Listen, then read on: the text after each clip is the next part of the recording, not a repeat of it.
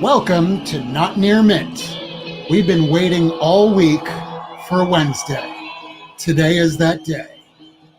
We should always have something to look forward to. And if you can't, that's me in the background. But we also have some people with us that I'd like to join with the Not Near Mint crew. We have with us today Lady Fantastic. We also have Miracle Man. Welcome to the broadcast, everybody. How are you doing tonight? I'm good, man. How you doing? I can't complain. It's Wednesday. Picked up a bunch of books, but I'm hearing that there are storms around the country, and as a result, not everyone got their books. Lady Fantastic, what happened? So, I was at my LCS this morning when it opened, and I went in there, and they did not have many books. And I was talking to a guy, and I was like, "This isn't it, is it?" And he's like, "No, that it's not all of them." And so I went to and I asked them. I was like, "Hey, where are the comics?" And they said that they didn't get a shipment. They only got about a quarter of their comics in, and that some other shops didn't get anything at all. And then Rob mentioned that it was due to the inclement weather. Yeah. We got snow yesterday, so. And Brad, did you? I'm sorry, Miracle Man. Did you get any books this week? Well, believe it or not, I did get my books this week, a whole bunch of them. Actually, this week wasn't a very big pull for me, but my shop didn't experience any issues. Then again, we know how to deal with snow. Yeah, we freak out. We're incompetent. Around the country, if you're having snow here and if you've never experienced before, tonight I believe in Pensacola, Florida, so perhaps you might have some people on the West Coast and the upper side like Perry and maybe even Rod. They might experience snow in Florida for the first time. Temperatures drop below 27, so if you're going out to the comic shop tomorrow and there's a little bit of black snow, know that you will slip and slide, so don't die. That's rule number one. Don't die, especially for comics. Yeah, I took a hard spill today myself. I stopped to get out the car and get some gas right before I hit the shop. And as soon as my hand came off that handle, I went right down on the ground. Oh. That was a rough one. It was a rough one today. All for the sake of comics? Hey, listen, I've done a lot worse in order to get some comics. I'll tell you that much right now. All right. We don't have to know everything. Yeah, well, that's another show. Yeah. We have plenty of content for that. I just remember years ago in 2001 being in New York with my uncle, and he says, "Here's the keys. Go to the comic shop. You want to go so bad? Have fun with that." Get in the car. I make it about 2 blocks. I get to the stop sign, and I go right on through to the other side and go, "Okay, I'm turning around. This is screwed up. Why did he do that to me?" So, black snow, that's a thing. Black ice. Black ice. Black ice. You know what, though? Black ice actually occurs only about 1/100th of the times people talk about black ice. Black ice is like RICO charges in the law world. It doesn't really exist about 99% of the time. But when it does exist, forget it, you're dead. There really is there's no forgiveness. Black ice will take you right out. You'll be driving along. Oh, look, the road is so beautiful. At 70 miles an hour, there's no reason to go slow. All of a sudden, you are sideways. There's just no friction. Oh, that's just annoying. I think we've all heard of yellow snow bake. Sorry. Yeah. If there's yellow snow, don't put it into a snow cone and eat it.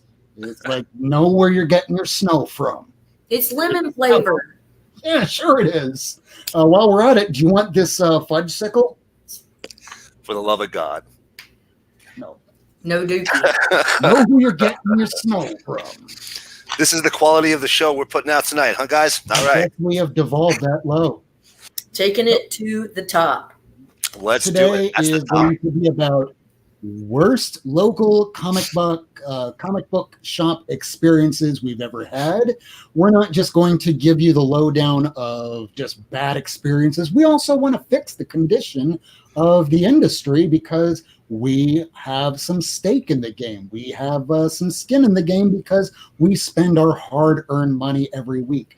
We want these shops to succeed. But today is the first day I have had in a very long time where I was excited. You want to know why I was excited? Why? Well, today was the first time I switched over to a new shop, and that was a result of the last shop I was at. There were times that got so bad that I finally had to separate from them. So to do that ethically, one should always at least inform the shop that you are going to be leaving, because you don't want to stick a store, no matter what they have done to you, with unsold books, because that could put them out of business. That could put them into dire straits financially.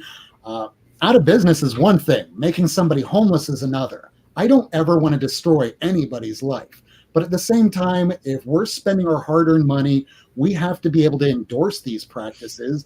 And if there's a practice that we don't see fitting in our life, or making things better for us, or getting things at a better price, or whatever it might be, how about we just start with showing the books that we got today? Seeing that Lady Fantastic is showing the thing that I want to watch more than comics. Giddy. So what did you get today at the shop if you didn't get new books? So I went to the media store because I was a little flustered. I'm just going to show like a little bit at a time or whatever. Yeah, I found The Goon #1.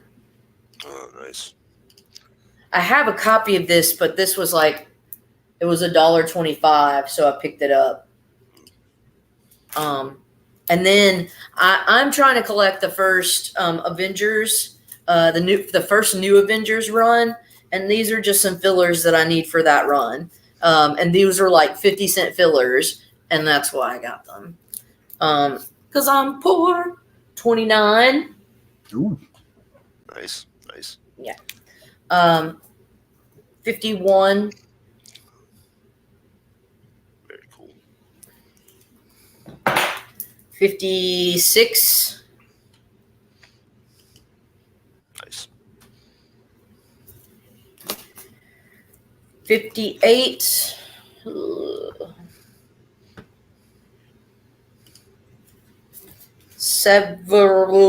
61.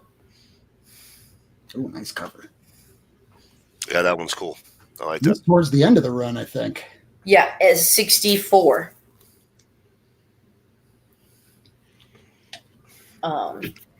Yeah, so those were the new Avengers.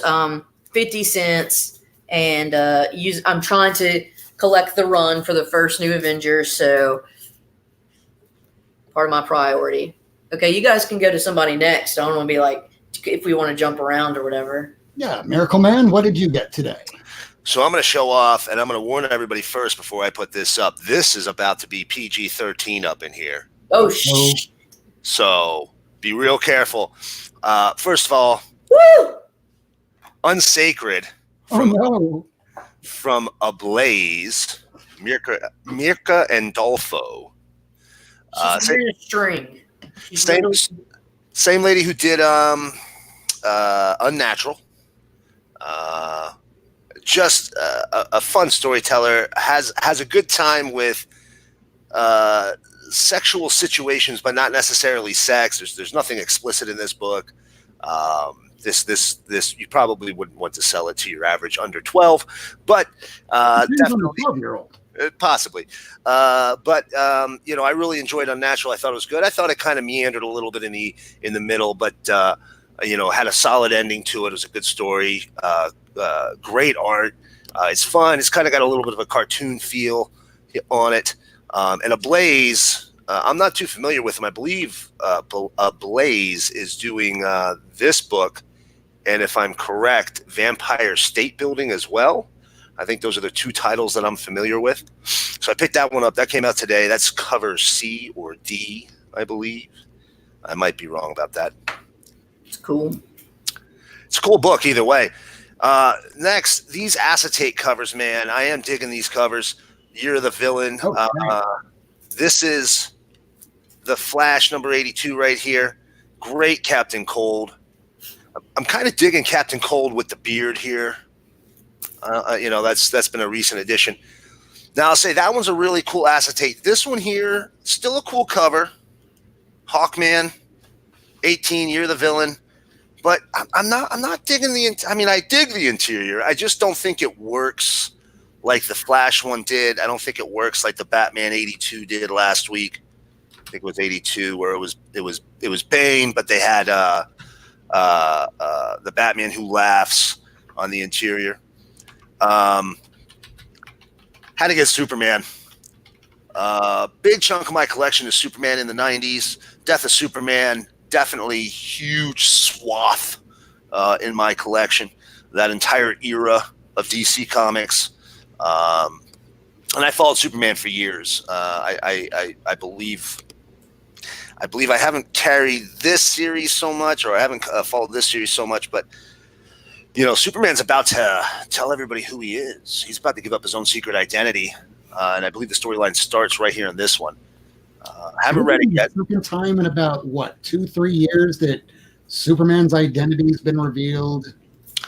So it happened during the New 52, where Lois revealed, black T-shirt Superman, his identity. I don't know how that was removed. I did follow when they merged the New 52. This Superman, for those who don't follow Superman, is New 52 Superman merged with pre-Flashpoint Superman into an amalgamated character. More traits of pre-Flashpoint. He's still with Lois. Obviously, they have Jonathan, still their son. And I was always a big Superman fan. When they hit the New 52 reset on that, I dropped Superman and just could not get back into it. It's a character I had, at that point, 20 plus years, ever since the Crisis on Infinite Earths, getting to know the character and really kind of connecting with it. And it was somebody I didn't know anymore. So this is nice to see them doing something with it. That's a little different. Yeah, he does, kind of come out and tell who he is, but this looks like it's going to be handled in a much different fashion. And really, at this point, why does Superman have a secret identity? I mean, really. What everyone was asking about Iron Man for so long. Right. I mean, it's got I'm just a bodyguard. It's like Spider-Man. I take all of his pictures. What, no one can put two and two together? I think Superman's the only one that doesn't realize that everyone else knows that he's Superman. Well, he hunches over. Once he's hunched over, he messes up his hair a little bit and kind of looks a little schlubby. And then it's time to be Superman again. Right. I mean, I don't know.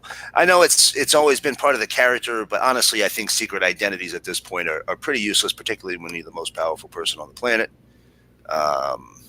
You're Superman, dude. Just give it up. You're fine.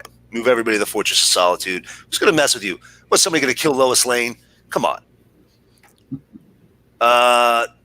Tales from the Dark Multiverse, Blackest Night. Newest issue out this week. I think this is their third.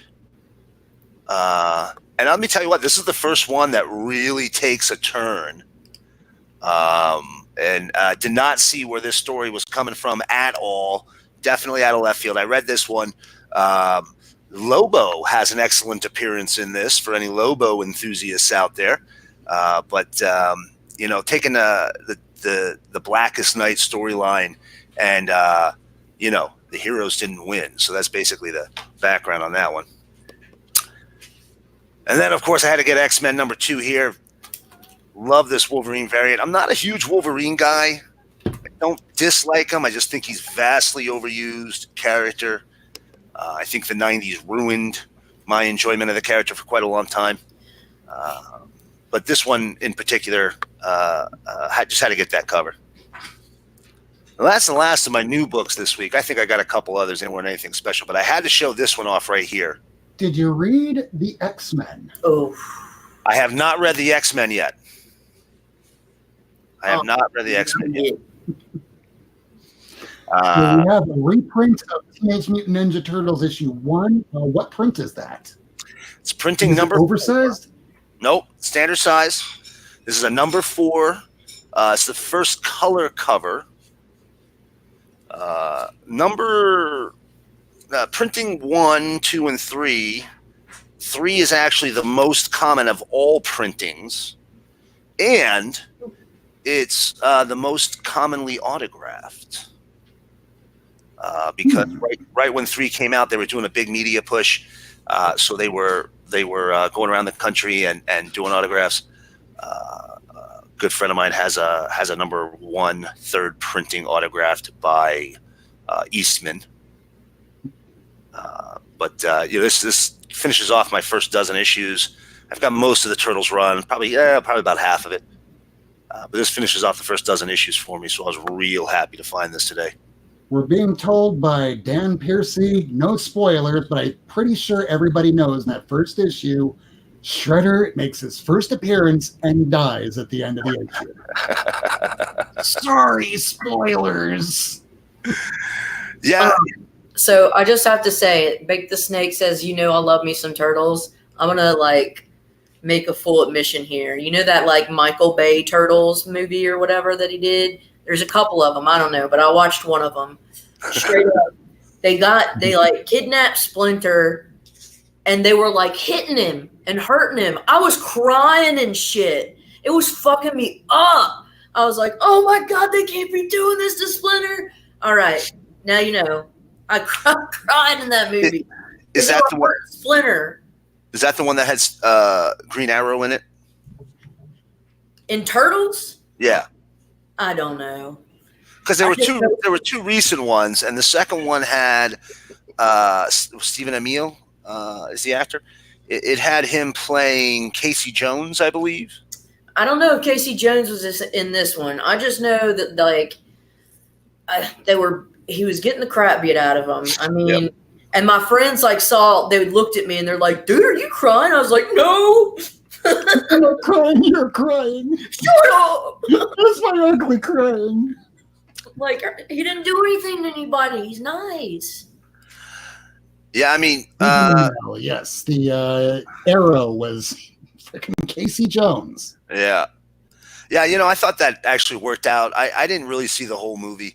That friend of mine that's a big Turtles fan has that first issue has everything from the original run except for one issue, and I think almost every other run, including the Image stuff, which is really tough to come by. But he saw it, and I was over one time. It was playing, and it looked like he kind of fit the character, kind of that craziness that Casey always brought to the table. Those original Turtles Casey Jones appearances were much more violent and insane than we ever got to see in film. I mean, even on the TV show, the original animated TV series, that anytime that Casey Jones was there, you knew it was going to be a Raphael episode, and it would be two dudes with the attitudes. Not so much with a Michelangelo, because he was more the crowd pleaser. Raphael was the renegade. So, of course, he'd be best friends with Casey Jones. I thought they did an amazing job for a children's cartoon, at least adapting that from the comic. I felt like Raphael was the Hamlet of the bunch. Oh, yeah. Well, I have some books. What's in the briefcase? There's a lot of books. Not a lot. Actually, 21 books that I got. I'll go through them very quickly. I read one of them. Only one, because today, all this week, I've been working 18-hour days, which is why that logo that we saw for the opening of the show looks about as tacky and janky and gaudy as you could imagine. So this is a nice thick pile of books. And around here, when it comes to comics, we like it thick. So let's put that down for the camera here so I can get it all ready to show, and jump on over to this camera. So we have for this week, I'll move that back a little so you can see it better. J. Scott Campbell did his best for a series that people aren't really reading so much from what I've been hearing. I mean, are you reading Black Cat, Lady Fantastic, Miracle Man? No, I don't not at think all. anyone is reading it, but J. Scott Campbell did the cover, so because of that, I picked it up. So next up, we have Fallen Angels. This is what I did read this week. Fallen Angels, I never really got onto the original series, but with this, we now have a way to confuse the hell out of anybody that hasn't been reading for the last 20 years.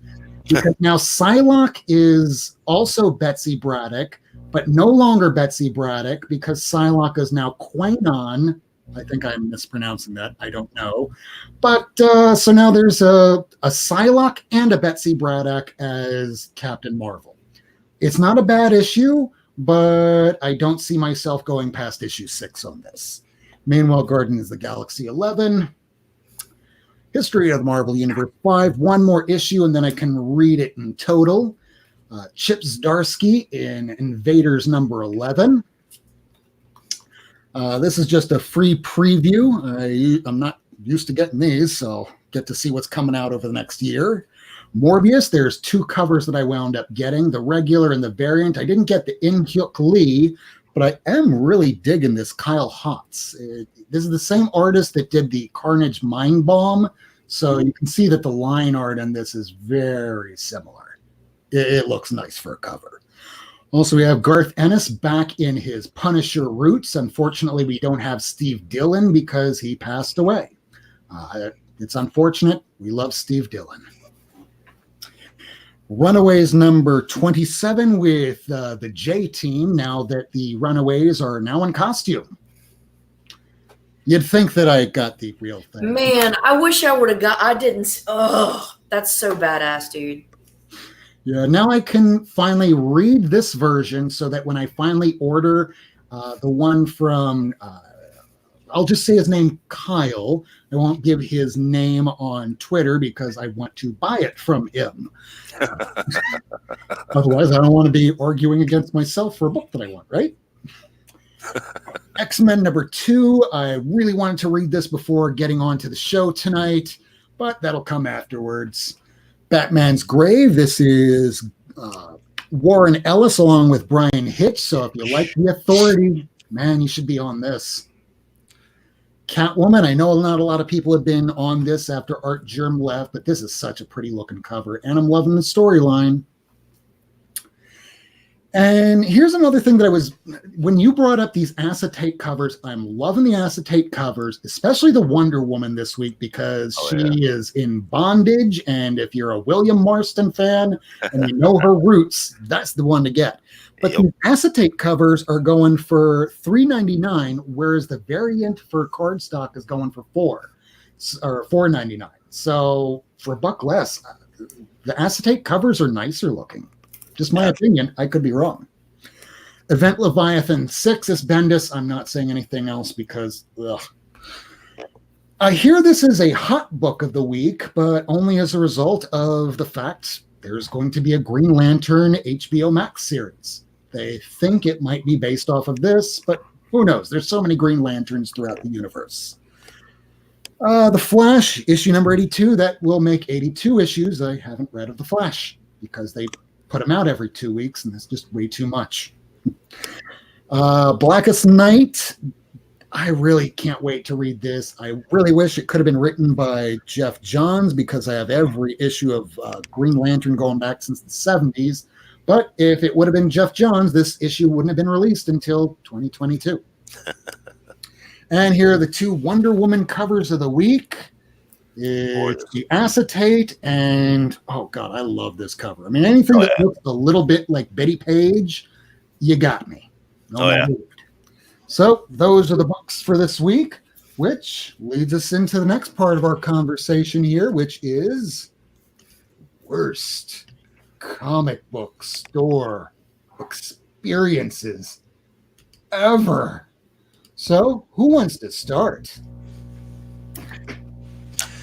I've got a pretty good one myself, but sounds like you've got a pretty good one there. However, we should always offer the lady first. No, no, no, no. I honestly have not had terrible ones, so I think that you guys, please. Oh, Rob, would you like to go first, or would you like to be the ringer on this one? Well, I'm already kind of a ringer, considering that the whole reason for this episode came from the fact that over the weekend I had to divorce myself from my LCS. It's unfortunate. I really did like the guy. I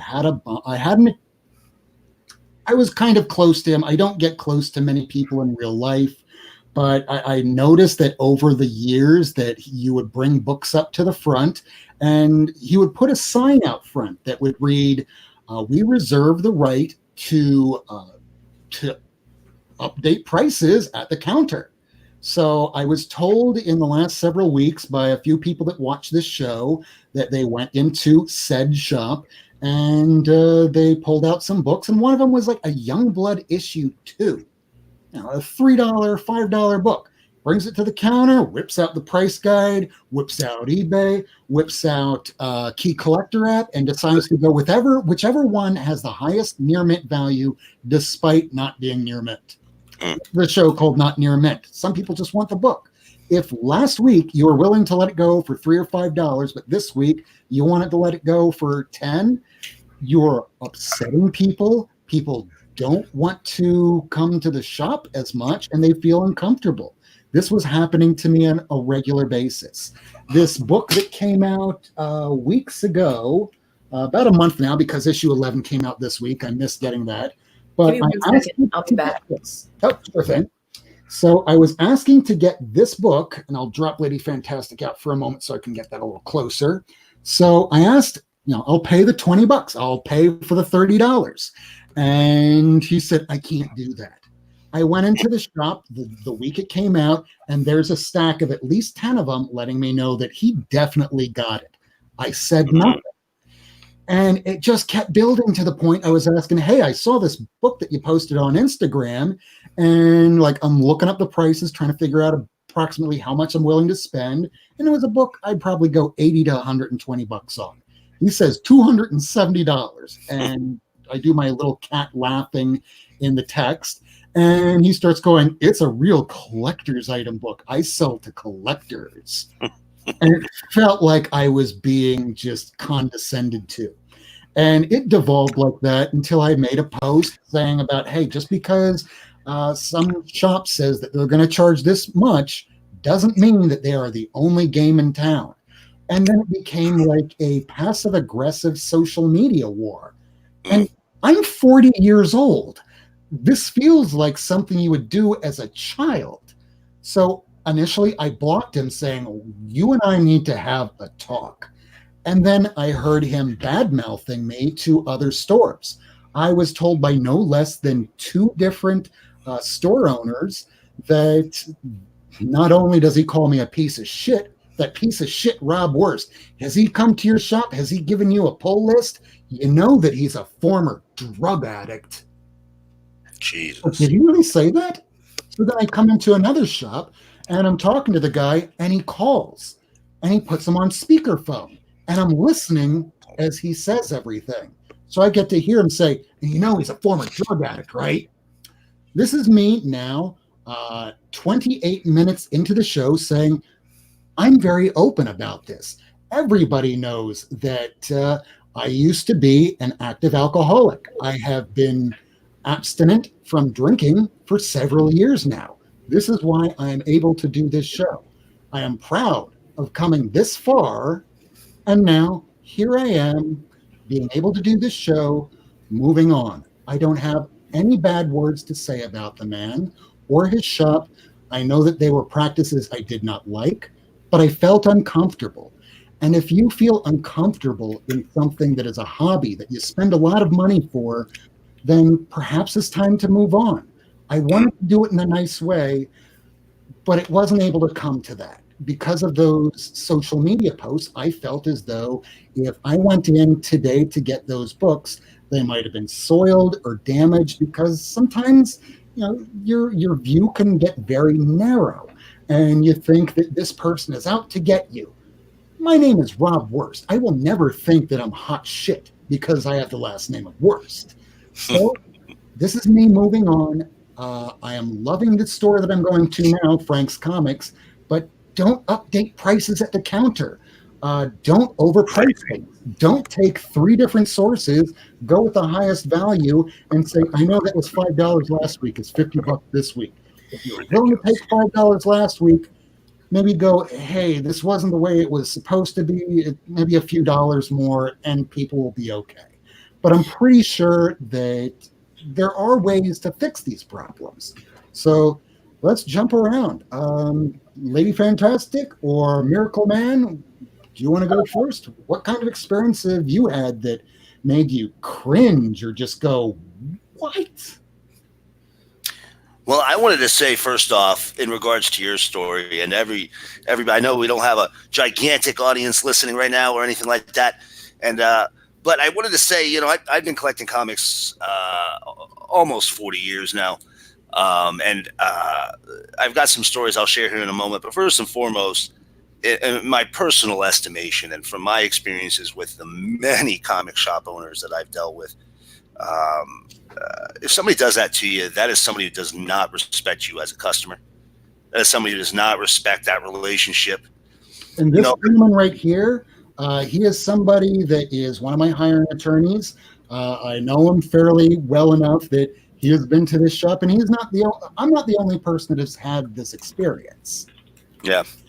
Yeah, and I've heard these stories. This is something that I've heard going around. I've seen people post images on Twitter with signs saying exactly what you said there.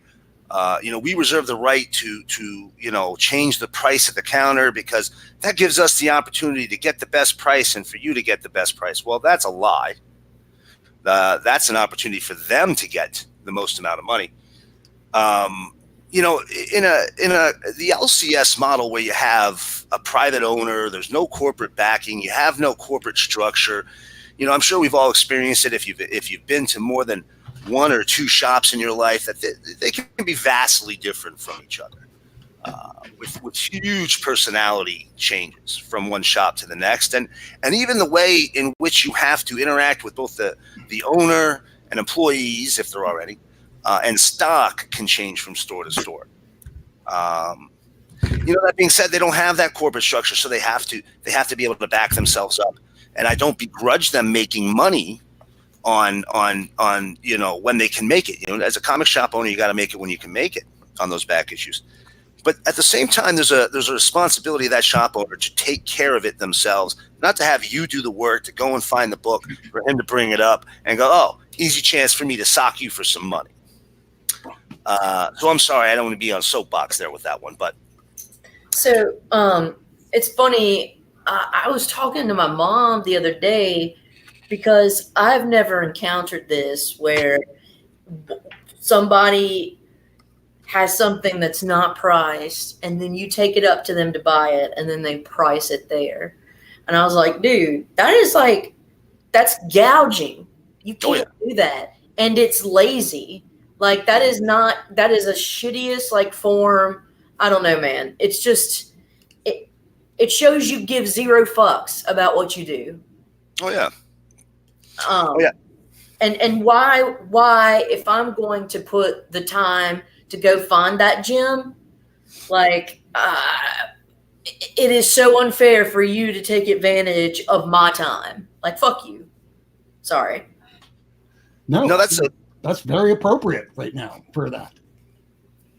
Yeah, absolutely. I know of 4 shops, and I use that term loosely, that would price as you brought it up to check out. And none of them exist today. Most of them had very short existences. And that all comes down to exactly as you said, if you want to make money on the book, you got to put in the work. If you don't, that's on you. You're taking what the price is. When most people are shopping on a budget in all aspects of their life, most particularly in something that's a hobby for us. And when I go to a shop, I pick the books out that I pick based on what I think I'm going to be spending when I get up to the counter. Yeah, we have a set amount generally whenever we go, okay, we want to pay in cash. Pull out $200. I now know I have $200 in which to spend. I'm going to go through these back issues. Oh, this one's $3.99. This one's $30. This one's $50. You bring it up to the counter and go, okay, I might have $8 left over. That Right. $3.99 book, let's take a look at the price guide here. All right, let's take a look at eBay and Key Collector app. And this one says 30. This one says 32 at the highest on eBay. Oh, Key Collector says 45. That'll be $45. I'm like, but that's like in. No, that's actually in nice condition. Let's just say the Reggie copy of Amazing Spider-Man 10, the Gibbon for the Gibbon gang. Let's just say that this was like in fine condition. Hey, this will be like $45. Wait, what? You just said it was like $5 a minute ago. It's like, well, that was yesterday, and today it's $45. Like, but yesterday you would have been happy to get that $5. Today you want, never mind, I'm okay, I'm good, and you walk away. That's the classy way to do it. If you're angry, yeah, go ahead and just drop that crap right there. But I don't want anybody to be held liable for damaging property. So way back in my first few episodes when I said, just drop those books there, that was me being angry because I was dealing with that current shop right then and there. I'm trying to be not angry and stay positive about this.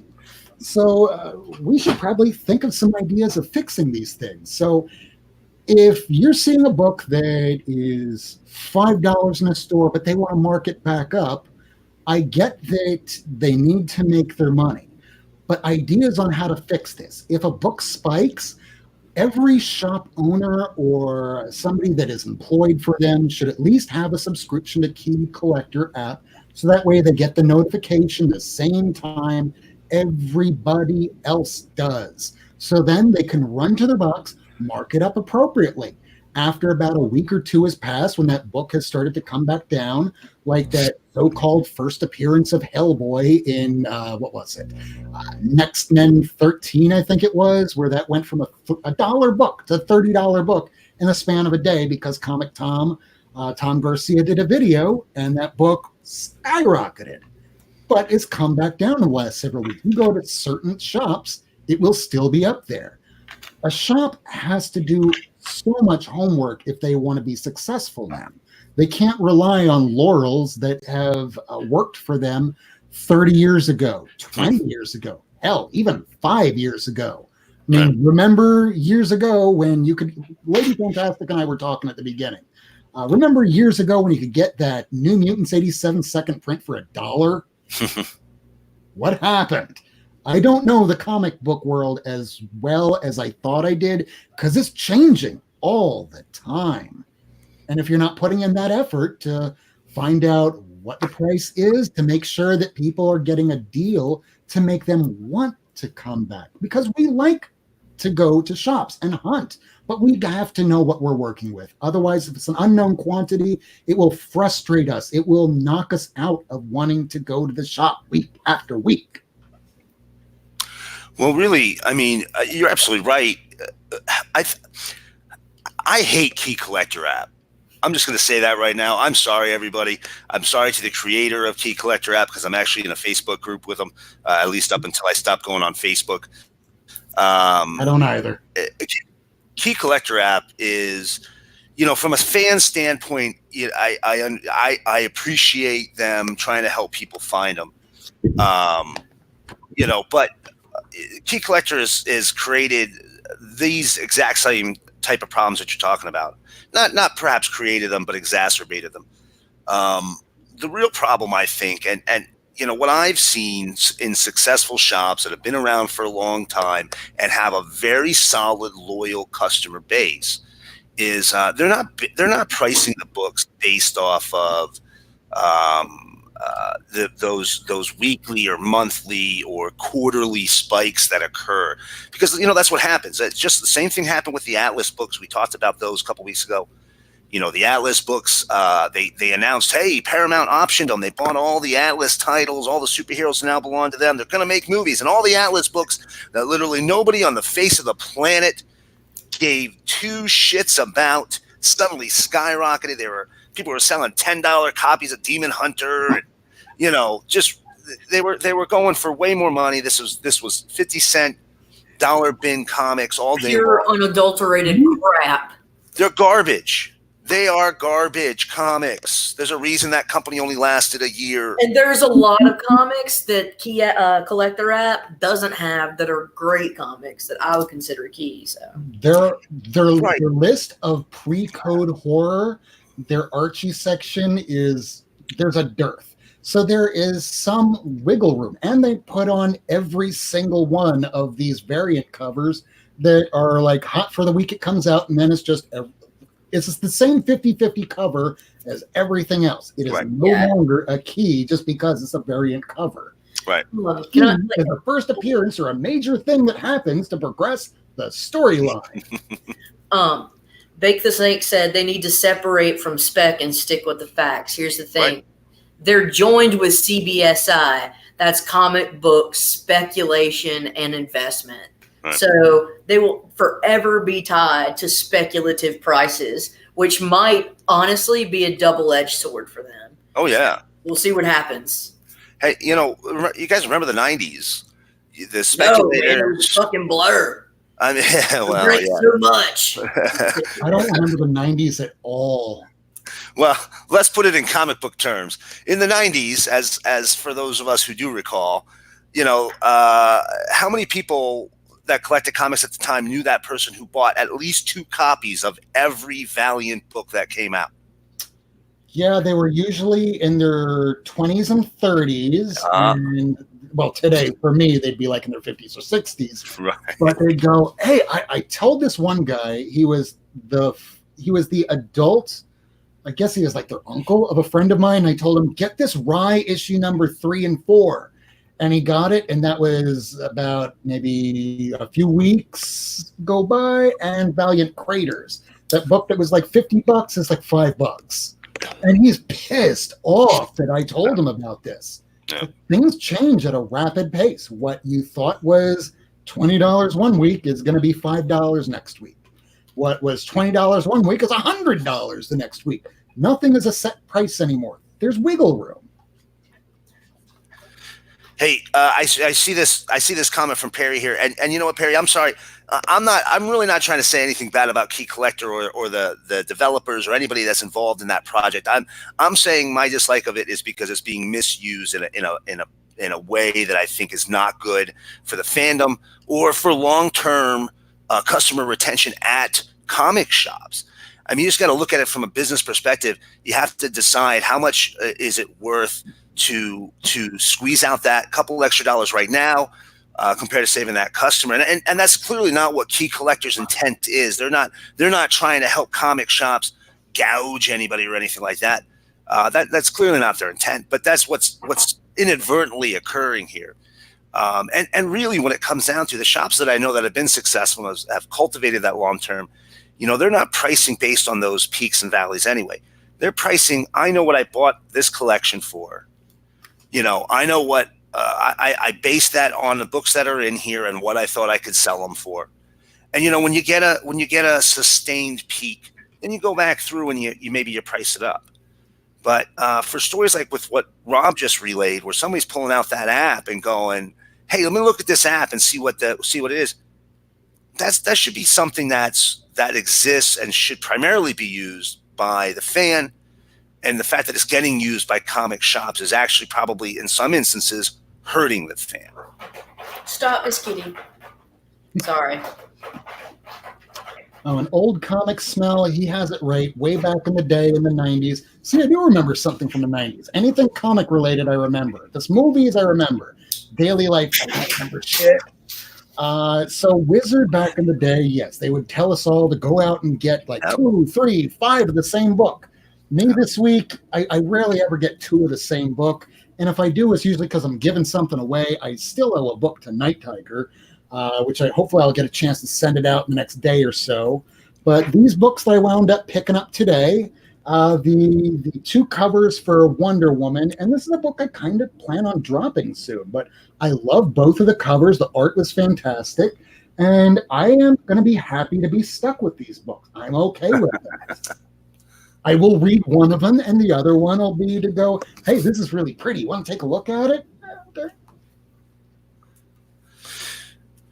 Yeah, actually, another thing, Perry, I see, you had a comment there. Buy what you like. That's the way to buy comics. Buy what you like to buy.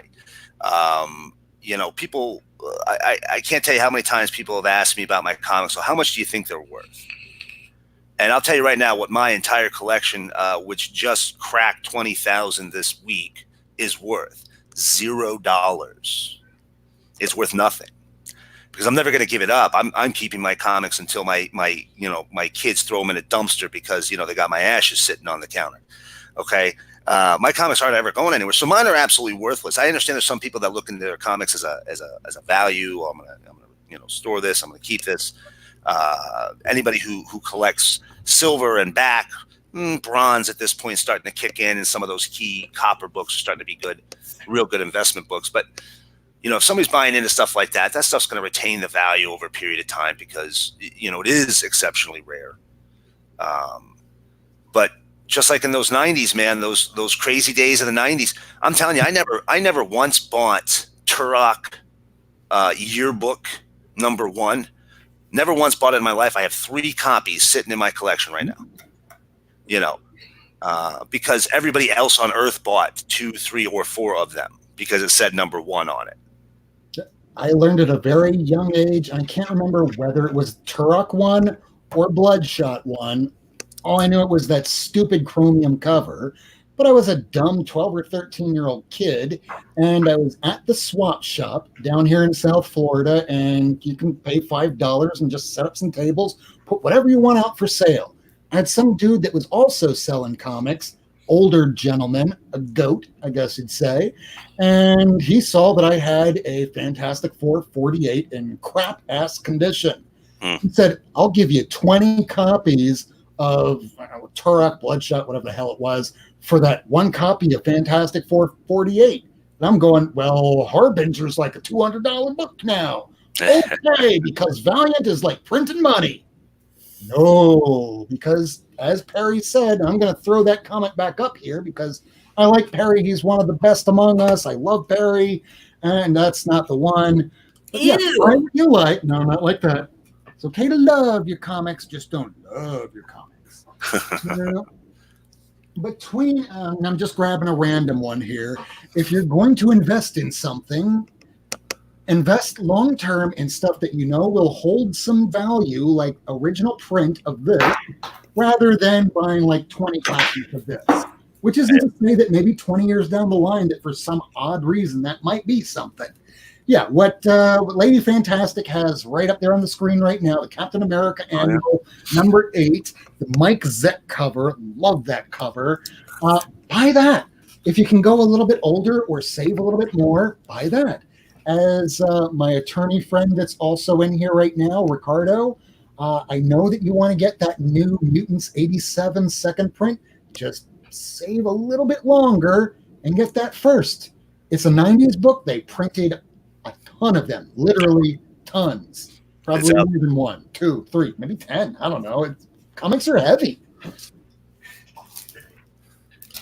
Yeah, that's absolutely true. That's one of the things that kind of blows my mind about, not to get off on a crazy tangent here, but that's one of the things that blows my mind about the New Mutants, that first Deadpool. That book, there are dumpsters filled with that book, dumpsters worth of that book sitting out there. That I guarantee there are shops that are sitting on a pile that are slowly eking them out, one a week or whatever, whatever they can do. They're absolutely not putting out what they have, because there are stores that have quantities of that book. What was it? X-Force #2 peaked at around $20 for a little while. Yeah. A second appearance of Deadpool. If there's not 1 million copies of that book sitting out there, I will eat my boots. What are you gonna eat? I will eat my boots if with a T. If there's not 1 million copies of that book out there, there's a ton of them, and the fact that it peaked anywhere near 20, I mean, I get around maybe $3 to $5. But before that, it was a quarter bin book, not even a dollar bin, not even a 50-cent bin. That was a quarter bin book all day long. It would have been sitting in there with stacks of Darker Image and Magnus number 25 with the chrome cover. Yeah. And there would have been nothing but those 3 books as far as the eye could see. Now, Read More Comics here says, internet influencers and flippers have caused this madness. I don't blame shop owners trying to protect themselves and trying to get a piece of the pie. It's the time, sadly, for the hobby. But, well, internet influencers are a bit of a problem as well. Yep. I can say I was one of them in one of the first episodes I did here, because I was bringing up about this Spectre issue 54, first appearance of the current Michael Holt as Mr. Terrific. And I was saying you can probably get this online on eBay for about $5, $10. And then I planned on going online to get it later on. And it was $20, $30, $50. All I went is to say, you can get this cheaper. And people saw this and they went on to eBay and they started bidding it up just because they saw this on a show. Again, I'm just some asshole with a camera and you're watching me. It doesn't mean that my opinion is worth any more than anybody else's. It's just an opinion. So don't always listen to the comic book influencers because we're not always right. I want to show some 50-cent bin books that I got. Some more ones. Do it. That cool? So these are some Warren Ellis and Mike Diodato Thunderbolts. And yeah, so starting with 111. Oh, yeah. Nice. This is 112. Yeah. 113 is a particular favorite of mine. Nice. Love Warren Ellis working on that book. Oh, that's 113. And then this is 114. When the Thunderbolts kind of became more like a Suicide Squad team in Marvel, 115. I really got into it. You know, the first 50 or 60 issues, it was good, but it was a totally different feel. What was it like after issue 80 or 90? I think that they switched over, and it was like just a straight out villain team that was doing hero stuff. Yeah. Then I found one of these Captain Universe Silver Surfers, so it's interesting. All right. Yeah, and that Captain Universe, that harkens right back to where Miracle Man and I were both fans of Twitter, and it was Aaron Myers that told us all about ROM and Captain Universe, and I didn't really know what Captain Universe was until I saw that Aaron Myers, it's one of his favorite books. One day I hope he will come on the show. This is a formal invite from us to you. You are more than welcome, although it is very understandable that we know that you're busy. Otherwise, anybody else have any other stories that you want to convey? Oh, yeah, I got a couple that I want to throw out there. Let's hear an anecdote. So, you know, a lot of this all comes back to, you know, the types of shops that are out there. I think I posted a message today, you know, as we were discussing this. You know, there's the predominant trend out there seems to be when I visit shops, they're much better run. A lot of the shops that I'm visiting now, overall, there was a time when comic shops were a dark, dank dungeon of a business in a lot of places. Not all of them, but certainly a lot more than what I see anymore. Places seem to be a lot more inviting. But, you know, I've certainly had my share of the counter jerk, the guy who stands there and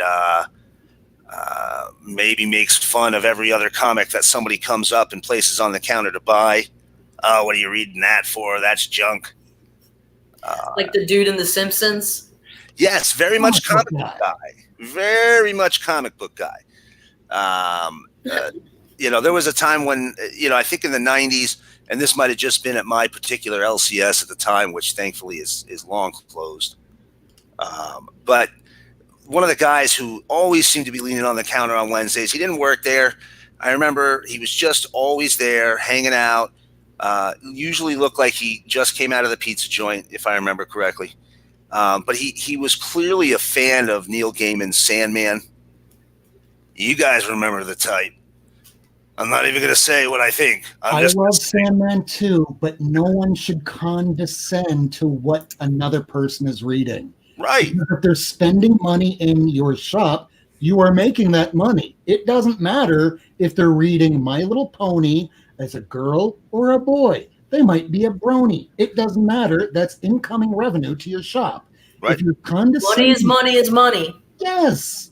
Yep. And just because you don't like it, it might not be meant for you.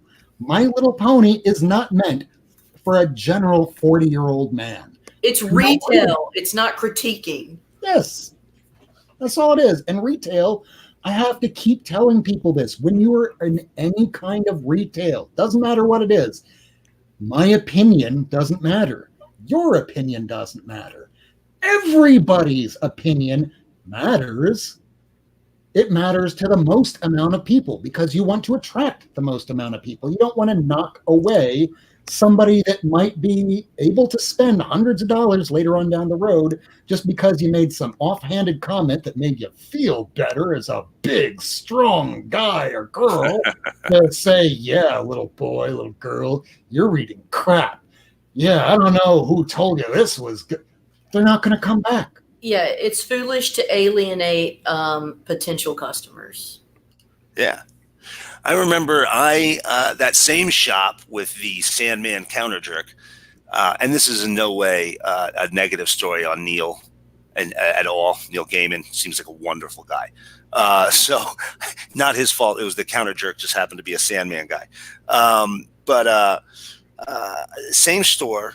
I remember I was buying back issues out of the back when they had quarter bins of American Flag from Howard Chaykin, First Publishing.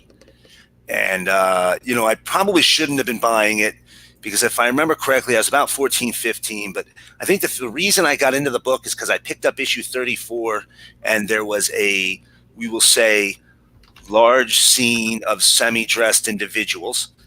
And that caught my attention. And so I started buying more of them, and I picked up a couple out of the quarter bin and read through them. They're actually a pretty decent story.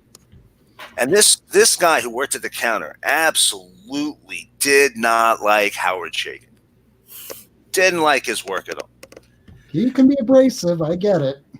He didn't like his art. He didn't like his storytelling. And remember, this is pre-internet days. So, the worst is unless he had gone to a con and met him personally, which he certainly never alluded to. I think it was just somebody he just didn't like the work, and he would tell me. And the reason I know is because he told me every single time I went into his quarter bin and pulled out American Flags, he would tell me how horrible Howard Chaykin was. There's no business that when somebody walks in the door, you should go, don't buy that. Hey, don't buy my product. I ordered like 10 of these things here. I really want to keep this crap in back stock. Right. Said nobody sane. Right. I mean, that's just absolutely ridiculous, obviously. And, you have to question sometimes, why are they doing this? Why would somebody do that? And, what I realized over the years is that guy, he wasn't a businessman. He was a fanboy running a shop. Clearly. And, I have no problems with fanboys. I happen to be one. But, there's a special mix of fanboy / businessman or business person who can successfully navigate that. You need to be a fan, but you can't just be a fan. You actually have to also understand customer service, running a business, overhead, how to properly spend your money. I know a shop here in the local area. Sorry, not to get too far off, but I know a shop here in the local area. No names. I won't. But this individual buys double everything he sells. So if he knows he's going to sell 5 copies of Avengers, and I'm telling you, his Avengers numbers are probably at about 5 copies. If he knows he's going to sell 5, he buys 10. Then when he doesn't sell whatever he has left over, he throws in a bin for 50 cents more than cover. Okay. Now, you bought double of what you knew you were going to sell. You didn't sell them. And now you're trying to sell them for more a month and a half after the book came out. Well, now this really kind of depends as far as organization, at least in my opinion. That's what my LCS does. So say it's been a month later and you have 2, 3, 5, 10 copies of whatever didn't sell. You can either mark it as is, bag and board, and file it away, like Amazing Spider-Man, like Batman, whatever, consecutively. Or if you're just throwing it into a box, whatever you want to sell it for, you sell it for.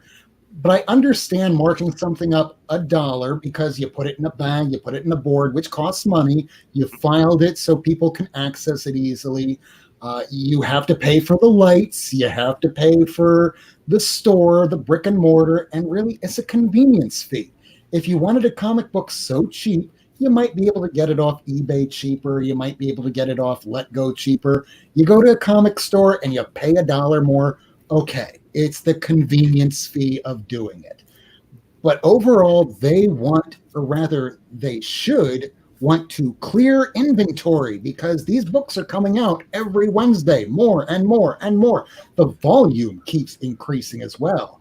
And your store doesn't get bigger as time goes on. It stays the same size unless you move. And I don't see many stores moving. So if that be the case, you want to get that product out of there. You can blow it out. That's why on this show, we do not promote mystery boxes. I have nothing to sell any of you. Yeah, no, you're absolutely right. I mean, and that's really what it comes down to. You know, yeah, there's a convenience factor with certain books, but you start to hit a point of a comic being too old to be relevant and too new to really be collectible. There's certainly books that stand out, obviously, you know, just random in the middle of a series, whatever Green Arrow issue it was, that was the first appearance of the Batman Who Laughs. That one stands out as a peak. But every Green Arrow before that and every Green Arrow after that, 3 months down the road, you shouldn't be trying to sell your unsold stock at a raised price, in my opinion, because of the exact reason that you said. Most of these shops need to move through it. Now, if you're picking up 1 or 2 copies, to me, that makes sense. You add that extra $1 on it. You're ordering double what you're going to sell, and you're going to tack on an additional price at double what you thought you were going to sell. Really, how many copies of that are you going to flip? See, my LCS has the opposite. They underbuy, and it pisses me off. So that's frustrating. Yes, That's it is. frustrating. You know, because not only do you miss out on the comic, they're missing out on revenue, and they're missing out on the opportunity to be around potentially longer. You know, so that's definitely to me that was a problem all around with this individual. But you know, that to me is probably one of those practices that leads to more store closings than it leads to stores staying open because they were able to get more. They were able to get a premium price on that. Most of these books, when they buy them, and I'm not sure what the margin is, but most of these shops, once they hit a certain point, it's time to dump that inventory. Even if you're taking a modest, I'm saying, loss on it of a couple of cents to make room and to clear up your revenue stream. Yeah. Keep the lights on. That's what it's about. You've only got so much cash to work with, and when it's sitting in a box in your back issue bin because you're trying to charge more than cover price after not being able to sell it at cover, you're probably not making the best decision. Or maybe you try and do it for a little while, but then you do annual sales. You do once a quarter, or once every 6 months, or an annual. I got a shop around here who does an annual sale. Everything in the back issue bin, $5 and under, he charges $1 for. Man, he cleans out every single year. And it's all just back issue stock from the last year. I picked this Fantastic Four 11 up for 90 cents. Makes me feel like crap because I paid full cover price on that. Yeah. And Reedmore is right. There is one distributor that's handling all of this. It's Diamond Distribution. We used to have more back in the 80s, but that became just the one monopoly. There is really no other game in town. So at least shops know that these books are coming out months in advance to know how much they should order. So they should be judicious enough to order the proper amount so that they know that they're not going to be stuck with such an overhead where they can't keep the lights on, that they can't pay the rent or their mortgage or food or their medication or whatever it might be. Yeah, if you go into an LCS or your LCS is closing, let me rephrase that. If your LCS is closing, because I've heard from people, I live in a really great area. I got a bunch of shops around me. But I've heard these stories about people's shops closing, and I'm not saying this about every shop, but there's no such thing as an absolute, But how many shops have you seen closed, and they're sitting on stockpiles of product, just stacked up everywhere,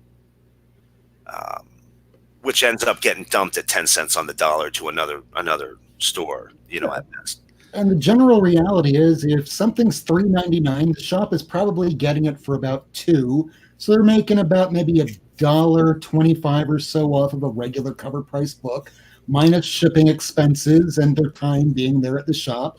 And they're not making a great margin on whatever's being sold. So if something doesn't sell, it goes back out and they just wait for it.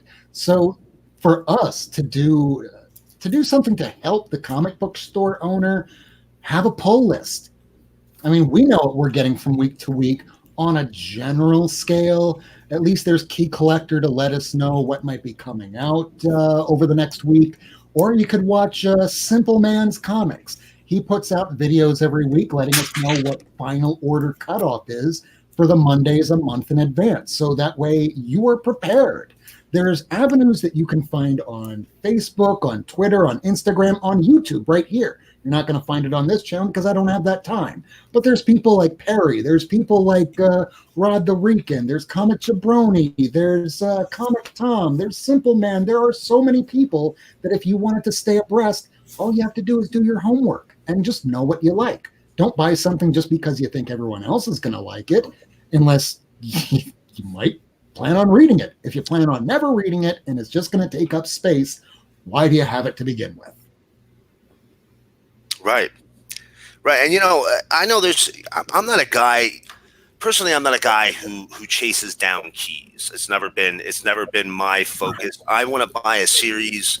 I want the whole series. I just decided last year I'm going to get Defenders, and I'm just buying the whole series. Now, I did that because I found the Marvel premiere with the first appearance at my shop and got it for a really good price. And I said, you know what? If I'm going to do this, I'm going to do the whole 9, man. And I've just been putting the whole series together ever since. So if you're a key person and that's the type of collecting that you like to do, hey, do whatever kind you like. My point about when it comes to keys and something like with the Key Collector app and stuff like that is buy it because you love it. Because I can't tell you how many people that I know that, use apps or use eBay to see what's hot, and they go out and they chase those books down, and 2 or 3 years later, they're dumping everything they bought because they're just not into it anymore. Because they were chasing it down based off of speculation, or they're chasing it down because it was a first appearance or a key book. And they lose the passion for comic collecting because it's not really about a love of the medium for a lot of those people. It's about, hey, this book might be worth $10,000 because they're going to come out with a TV show. Like that Far Sector that came out this week. It's going to be the hot book for about a week or so. People will forget about it unless it does actually become an HBO Max series. It's unfortunate. We don't know. Like that old comics smell is stating right here that we threw up on the screen. Local comic shop need to order tight to stay in business. all of them will tell you they wish that they had a crystal ball. New, unsold back issues are the death of stores. Oh, yeah. These variant covers, these 1 in 10s, 1 in 25s, that if you're somebody saying, hey, I want to order this, like that one that I pulled out a minute ago, this one, and I never get these sort of books. But if you say, hey, I plan on getting this, get it. Don't stick them with a book because you go, oh, well, it turned out that didn't go up in price. Now they aren't just stuck with a nice high-priced variant. They're stuck with 10 or 25 or 100 books that they are never going to get rid of unless they do these crappy old mystery boxes. Yeah, I've been in. I had a long history in retail before my current career, and I'll tell you that's exactly it. That's what kills you is those new recent back issues just clogging up your funds, clogging up your revenue, your ability to invest back into your business, and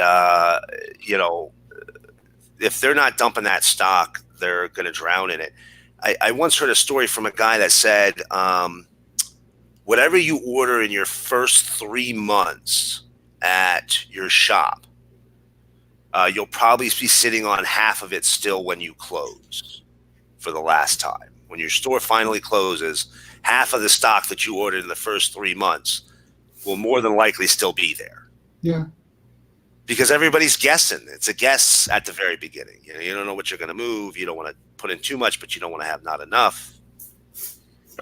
To paraphrase Forrest Gump, comics is like life, and it's like a box of chocolates. You never know what you're going to get. Dear God, man, could you have picked a older reference? It's just dating me. You're with the original gangsters of comic books here. I don't know about that, but anyway, hey, real quick, this is totally off topic, but did you see that story from Aaron today about Steve Ditko? No. So he posted this eBay posting. I'm doing this more as a PSA than anything else. Oh, that's nice. He posted an eBay listing of somebody selling original page of Spider-Man. Okay, clearly not an original page, with Steve Ditko's autograph, giving a whole story about how he stood outside of his hotel, and when Steve finally came out, he's very famous for not signing autographs, but he begged and said it was for his son and he would never sell it. And Steve finally acquiesced and signed it for him, and now here he is selling it 3 years later to some lucky Marvel fan. So I'm going to say it right now. If somebody says they're selling you Steve Ditko Spider-Man art with his signature, doubt that very much. Yeah, somebody stole a lot of that artwork over time, and it's gone up in fires. It's gone up in black market sales. It is very difficult to come across. So if you're getting it, you better get that confirmed. Right. And when you look at the Steve Ditko signature, it is very clearly not Steve Ditko's signature if you've seen it. It's kind of like Stan Lee. You recognize it from a distance. Oh, yeah. Ditko, he refused to autograph stuff. So when people would send him things and say, can I please have your autograph? He would handwrite a letter back explaining, I'm very sorry, but if I sign something for you, I have to sign something for everyone. Regards, Steve Ditko.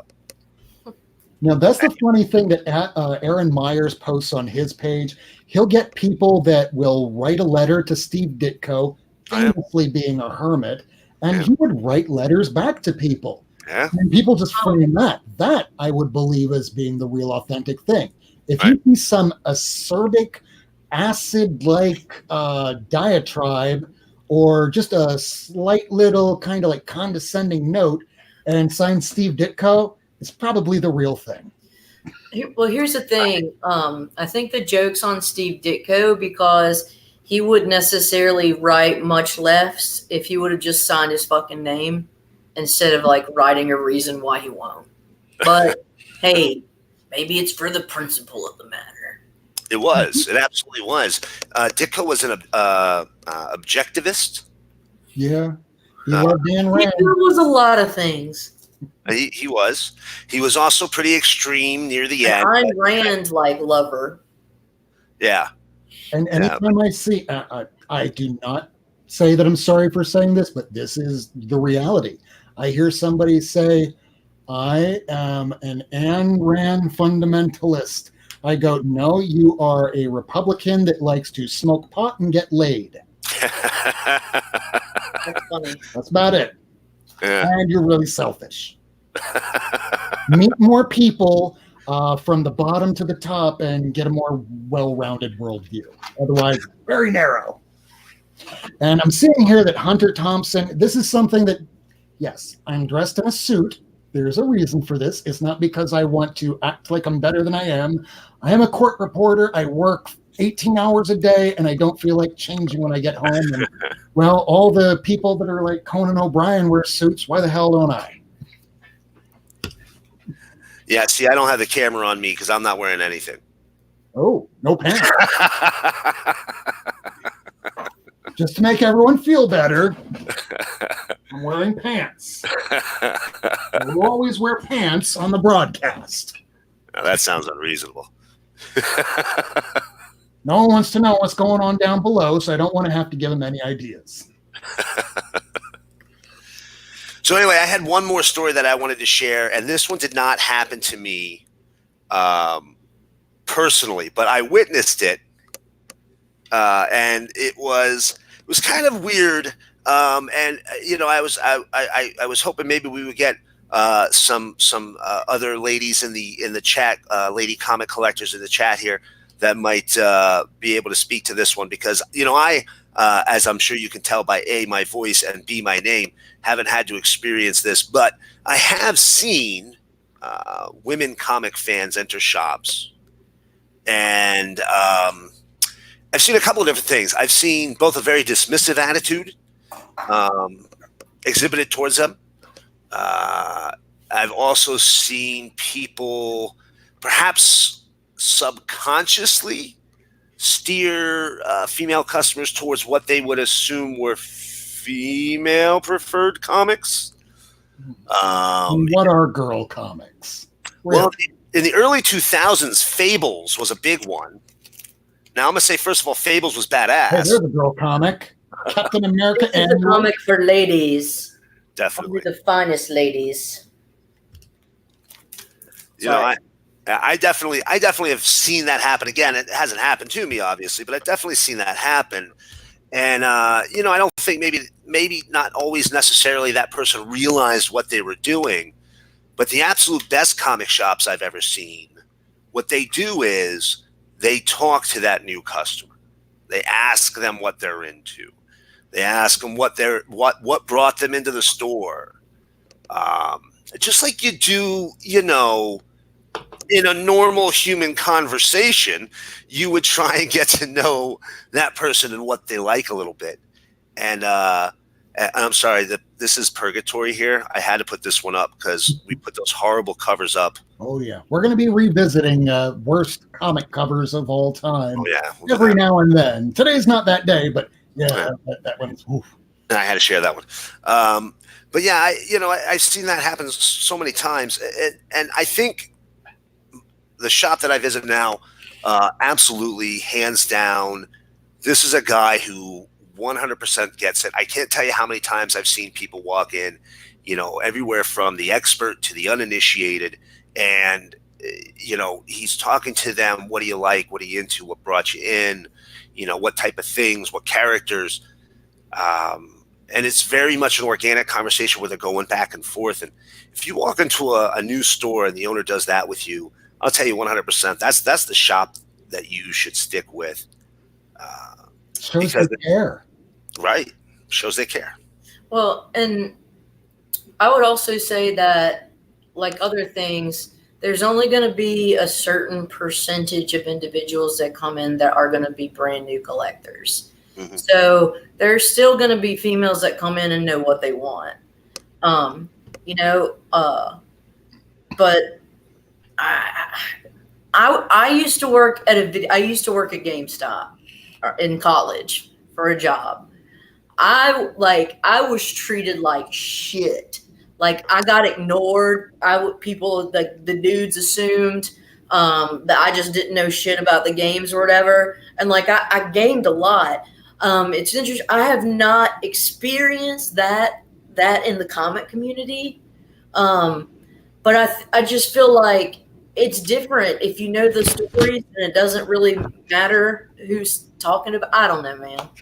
Um, I, I'm sure there is a lot of judgment. There's the whole Comicsgate thing, right? But at the same time, there are a lot of Gamergate. dudes out there that don't that don't judge and that are neutral. And I don't know, but yeah, don't assume every girl wants to read about fucking I don't know some stupid girly manga thing or My Little Pony, because that's just not fair. Something that I wrote earlier today on Instagram that Reggie from Reggie Collects reposted, which I thank him for. And it's something that I am totally 100% behind. I do have to point it out quite often that, where is it here? So I can read it exactly. I don't want to say something that I didn't make a mistake. Okay, here we go. Most of the women I know read the same books I do. Some of them are bigger collectors than I am, with collections far surpassing my own. So it's pretty safe to assume that if you see a woman in a comic book shop, her knowledge easily compares or surpasses the average fan. At least in my opinion, I could be wrong.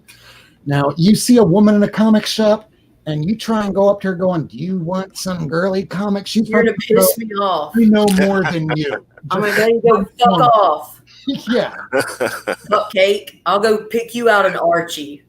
Piss off. Sorry. You know, I just want to add the caveat here. Oh, sorry. Go ahead, Rob. Oh, no, go ahead.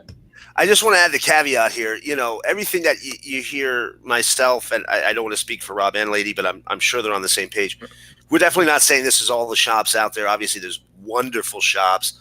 The shop I'm at now, I went there he was just a new store, and I went there, and just from that personality, he and I actually became friends. We go out and we dig for comics at places together. He runs a really good shop. It's open to very accepting to new people and to old time fans. Those shops exist. They're definitely out there. But some of these horrible stereotypes, things that I would refer to as comic book guy type of personality traits still exist out there in the market and around the country. Just like gamer guys, traits still exist or whatever. I mean, there are stereotypes for dudes that game, even though that's not necessarily like the case for everyone. I think that there's probably a lot of dudes that are like that. Just, I don't know. But that's for any stereotype, I guess. I'm not trying to crucify dudes. Well, no, it's just that these were previously male-dominated hobbies, and even if they weren't, the public face, I guess, for a lack of a better term, was certainly male-dominated. Yeah, I mean, almost everything was previously male-dominated. Females in now, except for maybe like nursing or, yeah, that's about it. I'm a court reporter. People automatically assume you're a lady. I mean, I do have a pretty hefty chest here, but it's the beard that gives it away. Really? That's a good lady beard you got there, Rob. Mm-hmm. I'm the bearded lady that's had way too many injections of testosterone, or I smoke 10 packs of cigarettes a day. Yeah, definitely. So anyway, yeah, that's I think about taps out my bad LCS stories. Yeah, I generally if I'm at an LCS, because I'm very look, I started reading comics when I was about 8. And granted, most of them were X-Men. I know what I want, and I don't like to be told or fucked with. So I guess I do my best to avoid any sort of interaction with the. And a lot of times, I think that the people that work there can tell if somebody's like kind of walking around aloof, or like they can see if somebody's like got a mission and you know what I mean? You could tell, right? Can't you tell for somebody? I don't know. You can if you're paying attention. I mean, Well, that's really what it comes down to. Are they paying attention to their customers? Are they talking to somebody, a buddy at the counter or a regular at a counter, and blowing off some new person that walks in? You know, those are really, I mean, if you think about it, comic shops not having that, like, you know, no corporate backing, kind of all operating on their own. You know, nobody's perfect, but everybody's really got to be on their game with a comic shop, because you could just go online. You could go to mycomicshop.com or one of the sites that caters to new issues, and they would just ship them right to you. In a lot of instances, in a lot cheaper way. You know, our hobby, I think we can all admit, at one time or another, definitely had a large portion of people that may have been considered introverts really into it. And for those folks, just being able to sit at home and not even having to go out to the shop and deal with that level of interaction would be great. So if you want to keep people walking in the store, you really have to be on top of your game.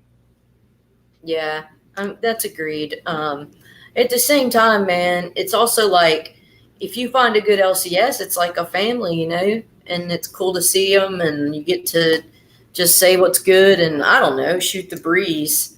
You know, I'm thankful for that. I mean, my LCS isn't perfect by any stretch of the imagination, but they certainly have their strengths as well. And I'm thankful that I have it. And they've never treated me any differently than any other customer looking at comics. And honestly, they talk comics with me. So there's no barrier that's based on gender that I can discern. If you're holding a wad of cash, I don't care who you are. I want that cash. Mm-hmm. Or at least if I'm sane. If you're not sane, maybe you should try another field of employment. You can become a court reporter. You just have to work 18 hours a day. Well, see, that all comes back. Are they a fanboy, or are they somebody who's running a business? You know, if you're running a business, you are going to be as kindly as you can. You'll try and go over and above as much as you can. You do a little homework so that you stay abreast of the other competition, because you are not the only game in town, unless somehow Bake the Snake winds up opening his own comic shop. Because when I keep saying there are no keys in the keys, I'm wrong. There is one person who stands alone in Key West, or not Key West, but at least in Key Largo, that has keys, and that is Bake the Snake. But overall, if you're in a major metropolitan area, you have a wealth of places to choose from. If you have no place to choose from, there's mycomicshop.com. There is, possibly if you feel like dealing with it, Midtown Comics. Mill Geek, the people that work with Comic Tom 101, they run a shop that will help get you your books week to week. There is not just one game in town anymore. It is not 1988, and you have to just show up and hope that the book is out. No, give them a pull list, update it as need be. If you want to get a first issue of something, take a look at the previews. You can go online now to look at previews from week to week to know what's coming out, to inform your dealer. This way, when a new book comes out, like, I'm not going to tilt the camera, but say like Captain Marvel 14 First Kamala Khan. You hear something like that's coming out down the pike, and maybe they're planning on doing something, order it before final cutoff Monday. Watch some of these other shows that people put out on YouTube. They're not doing it for their own health. We like informing the people. We like communicating with other people. If you're watching this show, I already like you, because you are into the same thing that I am, that Miracle Man, that Lady Fantastic is in. So it's because of this community that we want to keep it going. We want it strong. We want it to grow. We want those kids that are watching the Marvel Cinematic Universe and the Zack Snyder movies to be reading comics in like 10 or 20 or 30 years when I'm in my 60s. So I can sell you my here when I'm like turning old and gay or something, and I need to sell some books. No, I'm kidding, Lady Fantastic. It was just a joke. I might need to sell something because my back goes out. So I need to keep this hobby, this industry going. I want more readers. I want more collectors. Get your friends involved if you can. Everybody will have a comic book made just for them. In Japan, there's manga made for cooking. Goddamn cooking shows. So there's a comic for everybody. There's a superhero for everybody. It doesn't matter if you're black or white or Asian or green. There's Braun. There's the Hulk. There's a comic for everybody. And that's the way it should be, in my opinion. I could be wrong. I am tired. I need to go to bed. And we're hitting at the 1 hour and 30 mark. So now that we're here, I want to thank the 2 new subscribers that subscribed while we were on this show here. I don't know. Heck yeah. We have a Mitch Gurwitz that just subscribed to this channel, along with Mr. Unknown Comics Guy. Thank you both for joining the show tonight. Thank you for subscribing. Those that have not subscribed to this channel yet, please do. Hit that notification bell in the upper right-hand corner of your screen. That informs you to let you know when new videos come out. But it's pretty easy on this channel.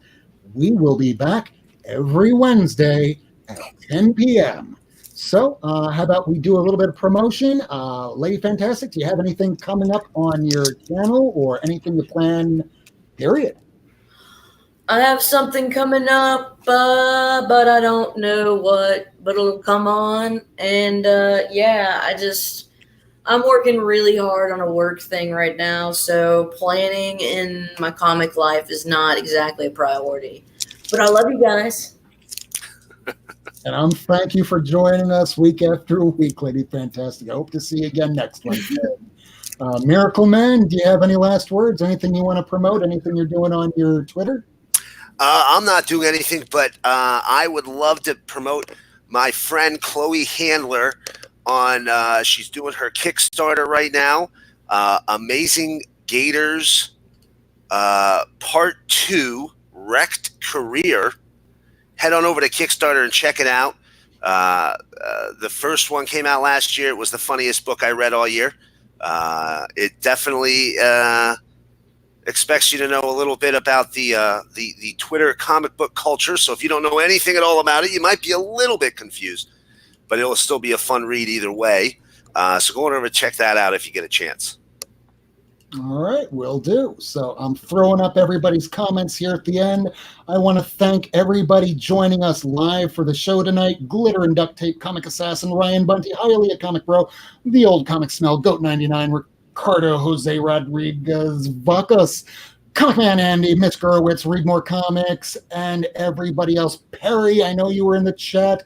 Hialeah, That Old Comic Smell. My name is Rob Worst. We will be back week after week. We are on at what time, Lady Fantastic? 9 p.m. Central, 10 p.m. Eastern. And what day are we on, Mr. Miracle Man? Every Wednesday on New Comic Book Day. That's right. My name's Rob Worst. This is Miracle Man, and this is Lady Fantastic. Subscribe to their channels, their Instagrams, their Twitter. Again, my name's Rob Worst. The time is now coming up to 11:30 p.m. We have been going an hour and a half strong. We'll be back next week. We don't know what the subject is. We chat on the phone, and we'll let you know as soon as we know. Until then, you all have a great night. Thank you for joining us. Thanks, everybody. Bye, dudes.